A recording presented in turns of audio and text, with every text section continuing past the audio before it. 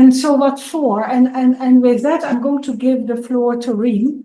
And Reem Abbas from Sudan, she will speak about the mining efforts related to the war in Sudan and this issue of the mining as one illegal mining as one source of income that supports this militarization culture is not just limited to Sudan, but it is very important to discuss that in the context of Sudan. From there, I will go, just to be clear on the program, I will go to Paddy first, and then to Kokop, Sally, and Benoit, and Reginald, I'm going to ask you to move the speech towards a little bit towards the end, if that is okay with you. Thank you, Dr. Reginald. So, Reem, the floor is yours.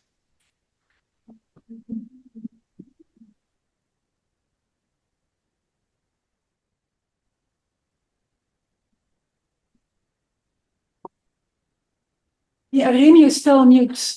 Can you hear me and see me? Yeah, yes. We can hear you and see you. Thank you. Thank you a lot for this opportunity. And this is, I have to say, a paper in progress. So I'm still, figuring things out, but I'm very happy to share with you some of the things. And I think this research is really just about the mining industry in Sudan, focusing on, River Nile State, but it's also mainly about mining and its intersection with the political and social dynamics that are caused by the war. So I'm focusing on River Nile State, which is one of the largest, or if not the largest place where there is a very active mining industry. And it's about 170 kilometers from Khartoum. It has, a number of major cities. And it's also, the state itself is known for, political elites, economic elites. It's one of the oldest places where you had a lot of organization when it comes to trade unions. So the first trade union basically, was started there. So over the last decades, a change happened in the state in terms of it became a mining hub. So it began attracting, hundreds of thousands of young men who wanted to make money in a very, volatile country with very little opportunities. After the war, so this continued basically, and it was a very famous mining hub even before the war, with people trying to make money quickly. And this is why, of course, many industries, such as, for example, the police, the army, and so on, used to complain that they would not get new recruits and everyone is going to the mining. So it's very lucrative. So after the war, of course, the state received perhaps the highest number of IDPs in the country. So the population, from what we know, at least 1 million people are now displaced in River Nile State, but people say that it's much more. It's closer to 2 million, especially with the recent problems that happened in Central Sudan. Displacement affected definitely the insecurity in the state, but I really want to talk about how it impacted the gold. So gold is deeply rooted in the heritage, from the Nubian kingdoms and so on. So in a way, it is a big thing in Sudan. By last year, gold exports from Sudan were about 2 billion USD. The RSF and SAF are both part of, the gold industry. So they both have blocks that they control, that they make money from. The RSF had a gold refinery that they were, establishing before the war. So in a way, the gold is very much at the center of this, of this resource war in the larger sense, of course. So what we're seeing right now is, and I just want to, because I know there's very limited time, is you have young men who continue to go to basically River Nile State to work in the mining industry. And they are kind of very different. So some are, young men, university students, even high school students, and some young professionals who lost their jobs because of the conflict. And they don't really have a lot of skill sets. And of course, the job market is very unstable and there are no jobs in many industries. So they go to the gold mining areas to make ends meet.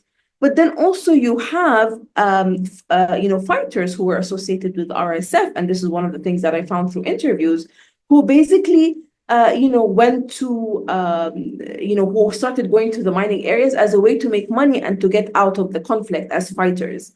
So I want to talk about the securitization, of course, of the state, but also but the dynamics of the mining. So when you enter right now any state in Sudan, the safe states, you have general checkpoints, okay? So checkpoints, and then there are checkpoints by the army, but then the villages and towns have the right to basically have their own checkpoints, okay? And this checkpoint is an entry point to understanding the securitization that is happening, but also it interacts with ethnic and political identities, right? Because in the mindset of many people, it is a very much regional and ethnic war, right? So there's already a preconceived notion that someone who is from this part of Sudan, who looks a certain way, is likely to be supportive of the RSF or staff or whatever, right? Because there is an understanding that the constituencies of SAF and RSF are from specific areas.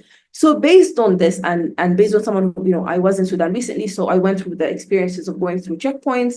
So in a way, you get profiled at checkpoints, and of course, people and the volunteers there who are the army volunteers, of course, they have personal grievances, and this is something. So the checkpoints are important because if you want to come even to the mining areas, you're likely to pass through them, okay? So this is where this idea of profiling happens, or this is where the idea of people, trying to get more information on other people and stopping them and so on. So in a way, if you're a civilian, or you identify as a civilian coming from an RSF-controlled area, you're automatically stopped, searched, and sometimes arrested, so you could go through interrogation and so on. Okay, so and this whole process, of course, is not frowned upon, because when there is, this conflict situation and there is almost this, mass, fear process that is happening, it is legitimized, right? It is legitimized using this fear and instigating even more fear. So, and this is where the two terms come in. So the first term is collaborator, so someone who is seen as a collaborator with RSF, and the other term is sleeper cells. So sleeper cells are cells, or like people that come in and they stay and they want to collect information, okay, and they smuggle weapons and equipment to facilitate, RSF attacks and so on, or at least this is how they're described. So, and the two terms are very important because in a way, the miners are seen as collaborators or sleeper cells, okay? So there's a lot of kind of already the stereotype that any attack on the state will come from this mining community. The state, of course, is under emergency law as of April 2023. And this includes everything from, like curfews to basically the police and, having a lot of way to kind of, arrest people depending on different reasons and so on. So, and of course, in a way, we also have to note something that generally speaking, even in the pre-war area, the pre-war period, sorry, most of the miners were actually from Darfur and Kordofan. So the two regions that are seen as kind of, producing like the majority of the fighters, in the RSF. And in a way, the mining landscape in River Nile and Northern State was similar to other places. And before the war, this was not seen as an issue. So it was not seen as, all those people coming from specific areas should be seen as a security threat. But after the war now, they are seen as a security threat. And so I've been looking at different social media groups and to assess how people perceive the threat to the state. And many of the groups, they do perceive that the biggest threats, or the sleeper cell, as they call them, are the miners. Because once they can enter the state, okay, many of them don't really come from through the main road, so they come through the desert road, which is also, it's accessible if you know the area. Some who come from the main road, they get maybe stopped, searched, and then they move on. Once they move on, they're able to go to the desert or to start the mining process. So they are seen as kind of people who are there to in a way find more information, station themselves in the desert, maybe understand the road and the landscape to smuggle weapons and so on. So they're seen as part of the sleeper cells, and this is why, the emergency law and so on, it definitely fits into how they are being, profiled and so on. So I also noted two very interesting thoughts, okay? One is one of the experts that I interviewed who's more close to the government, who saw that having the young men who are even part of the RSF come to the mining areas is okay, because you're moving them away from the conflict, and you are kind of moving them away from their identities as fighters. So now they can come make money, and then think about other things, such as, the traditional, uh, get married, start a family, and so on. And this was a perspective, but the younger people, like the students who I talked to, or the young men who work in the mining, were very much against this idea, and felt that this does not represent, like, that this mindset represents the fact that the administration of the state itself does not understand the security risk on the state. So they were more radical in this term. And just to give you an example, because I know I don't have a lot of time, one of the things, for example, is this young man who started like I wouldn't call it a militia, but he's armed and he has a group with him. So it's more like a gang so far. And they are, basically saying that we want to protect our state from, the RSF and from attacks and so on.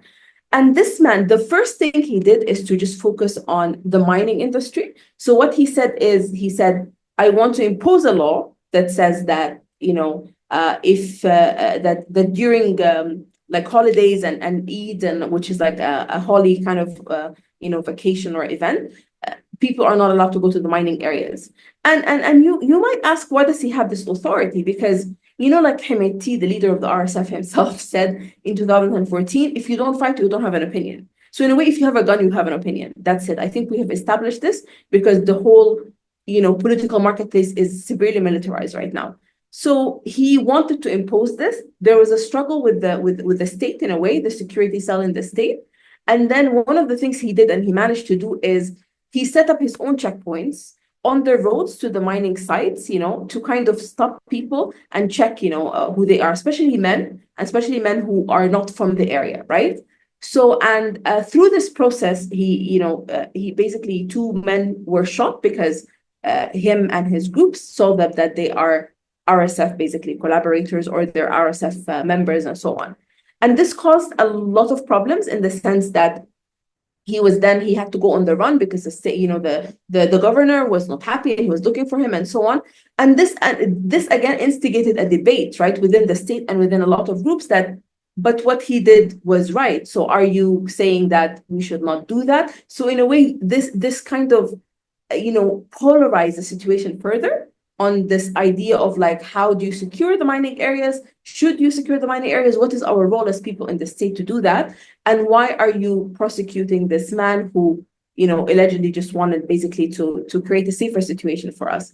So in a way, because I don't have a lot of time, so I just wanted to focus on how, in a way, this the mining industry, which is, again, lucrative, very attractive, especially for young men, because it's very tough to be out there in, the heat and the cold for a month at a time, hoping that you could get lucky.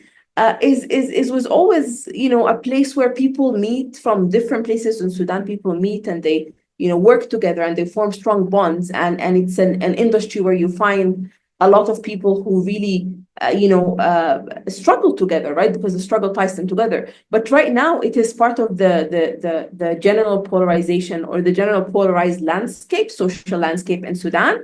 And like I said, I was looking at different, issues and how they contribute to this, which is like, the checkpoints, the identification of people are sleeper cells and collaborators. And of course, I went really deep into the law and so on. And of course, also the social media kind of narrative around them, and how a lot of the people see they see the miners, especially from certain areas, that are seen as more likely to support the RSF as criminals, basically, who should be, prosecuted. And the different dynamics that are happening within the state, and how this is causing division, but also how this is leading to, like, further militarization.